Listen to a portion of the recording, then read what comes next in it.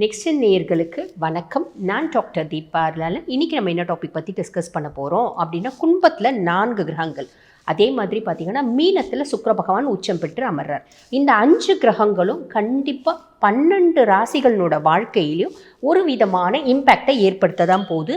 நிறைய ராசிகளுக்கு நல்ல இம்பேக்ட் அப்படின்றத ஏற்படுத்த தான் போகுது. அம்மா நல்ல இம்பேக்ட்னா எப்படிம்மா, நாங்கள் பெரிய ஆள் ஆகிடுவோமா, சட்டுன்னு பெரிய ஆள் ஆகிடுவோமா அப்படின்னு கேட்டால், அப்படி அந்த அளவுக்கு நம்ம சினிமாலாம் பார்ப்போம் பார்த்தீங்களா, ஒரே பாட்டில் பெரிய ஆள் ஆகிடுவாங்க.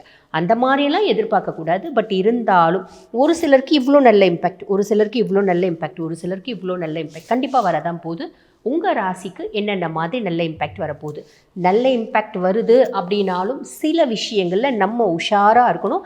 அந்த நல்லதை முழுசும் அனுபவிக்கிறதுக்கு அந்த மாதிரி எந்தெந்த விஷயங்களில் நீங்கள் உஷாராக இருக்கணும்.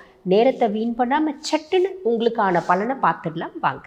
ரிஷபராசி அன்பர்கள், உங்களுக்கு இந்த சதுர்கிரக சேர்க்கை கும்பம் உங்களுக்கு என்ன பாவம்? 10ஆம் பாவம். 10ஆம் பாவம் அப்படின்றது என்ன சொல்லுவாங்க? தொழில் ஸ்தானம் அப்படின்னு சொல்லுவாங்க.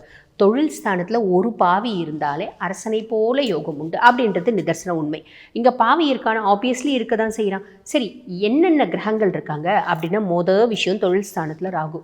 தொழில் ஸ்தானத்தில் ராகு, நீங்கள் என்ன தொழில் செய்கிறீங்க அப்படின்னாலும் ஒரு சின்ன கிராமத்தில் சில 100 மக்களுக்கு மட்டுமே தெரிந்த நீங்கள் இந்த மாதத்தில் பல ஆயிரம் மக்களுக்கு, பல லட்சம் மக்களுக்கு தெரிய வருவீங்க.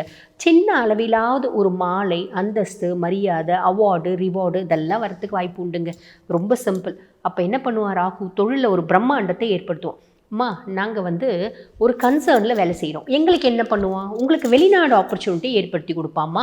பொதுவாக பாருங்கள், ராகு அப்படின்னாலே சர்ப கிரகங்கள், பாம்பு. ராகு கேது என்ன சொல்லுவாங்கன்னா, சர்ப கிரகங்கள், பாம்பு கிரகங்கள், சாயா கிரகங்கள் அப்படின்லாம் சொல்லுவாங்க. அதுக்கும் மேலே இவங்க அந்நிய நாட்டு கிரகங்கள் அப்படின்றதும் நிதர்சன உண்மை. ஆக 10ல் ராகு ஃபாரின் போகிறதுக்கான ஆப்பர்ச்சுனிட்டியை பெரும்பாலான ரிஷபராசி அன்பர்களுக்கு ஏற்படுத்தி கொடுப்பான். இது ஒரு பெரிய ப்ளஸ். 10ல் ராகு மைனஸ் ஏதாவது இருக்காமா? ஆப்வியஸ்லி இருக்குமா. திடீர்னு நீங்கள் தொழிலில் பெரிய ஆள் ஆகிடுவீங்க. இந்த பொதுவாக பாருங்கள், அடுத்த சனி பயிற்சி வரைக்குமே ரிஷபத்தில் ஹவுஸ் ஒய்ஃபுன்றவங்க கிடையவே கிடையாதுமா. எல்லா ரிஷபமும் சம்பாதிக்கணும், எல்லா ரிஷபமும் சின்ன தொழிலதிபராக மாறணும். எனக்கு தொழில் செய்யறதுக்கு பிடிக்கலைங்க. ஒரு இடத்துல கன்சர்னில் சனி தசை நடக்கிறவங்கள அடிமை தொழில் அழகாக செய்யலாம். ஒரு இடத்துல போயிட்டு நல்லா படிச்சிருக்கீங்க அப்படின்னு பெரிய கன்சர்னில் வேலை செய்யுங்க. கொஞ்சமாக படிச்சிருக்கீங்கன்னா சின்ன கன்சர்னில் வேலை செய்யுங்க. ஆக மொத்தம் வேலை செய்யணும், சம்பாதிக்கணும். நோ ஹவுஸ் ஒய்ஃப்ஸ் என் ரிஷபம். ஞாபகம் வச்சுக்கோங்க. ஜென்ஸுக்கு நம்ம சொல்ல வேண்டியதில்லை, ஆல்ரெடி அவங்க வேலை தான் செய்வாங்க. பெண்கள் சொல்கிறேன், எவ்வளவோ திறமை இருந்தோ வீட்டில் உட்காந்துட்டு இருக்க எத்தனையோ ரிஷபத்தை நான் சுய ஜாதகம் நிறைய பேர் பார்க்க வரும்போது பார்க்குறேன்.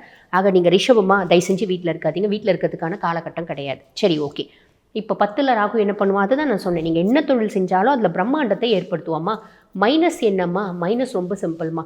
நம்ம வீட்டில் சும்மா உட்காந்துட்டு இருந்தோம், இப்போ திடீர்னு பயங்கரமாக சம்பாதிக்கிறோம் அப்படின்னா 4 கண் நம்மளை பார்த்து நம்ம மேலே ஒரு பொறாமப்படும், ஒரு காம்ப்ளிகேஷன் க்ரியேட் பண்ணும். அதனால் ஓம்பல், திருஷ்டி அந்த மாதிரி பிரச்சனைலாம் வரும். 4 கண் இல்லைம்மா.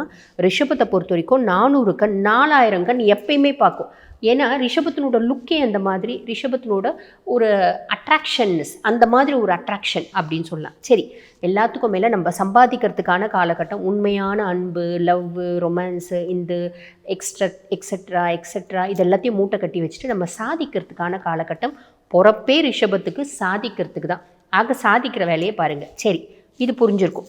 அதுக்கடுத்து சூரியன் 10ஆம் பாவத்தில் செய்யக்கூடிய தொழிலில் ரொம்ப நேர்த்தியாக செய்வோம், எனர்ஜெட்டிக்காக செய்வோம். ஆக்கப்பூர்வமான சிந்தனைகள், கரெக்டாக அதை பிளான் பண்ணுவோம், கரெக்டாக ப்ராபகேட் பண்ணுவோம், சக்ஸஸ் ஆகும். இதுதான் ரிஷபத்தினோட இயற்கையான கேரக்டர். அதுக்கும் மேலே 10ல் சூரியன் உட்கார்ந்துட்டு இருக்கும்போது இதெல்லாம் இன்பில்ட்டாகவே நடக்கும்.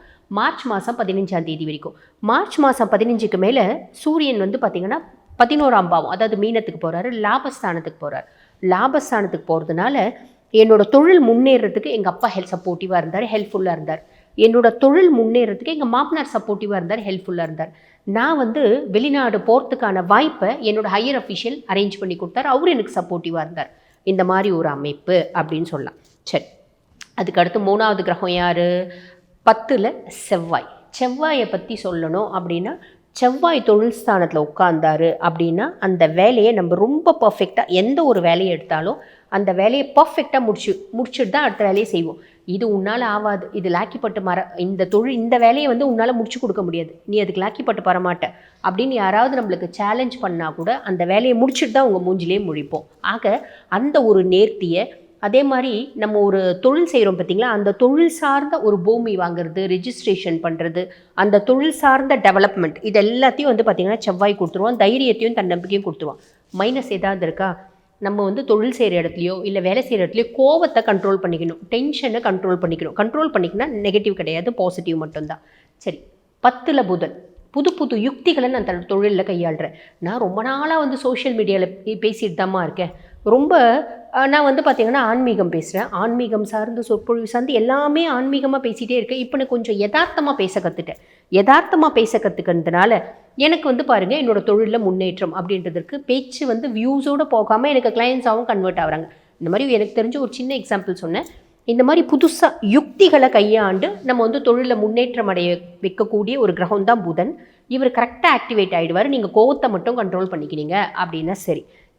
ஆக 10ல் 4 பேர் அவங்களால நமக்கு என்னென்ன மாதிரி நற்பலன்கள் சொல்லிட்டேன். அதுக்கும் மேலே சுக்கிரன் வந்து பார்த்திங்கன்னா மீனத்தில் உச்சம் பெற்று அமர்ந்திருக்கான்.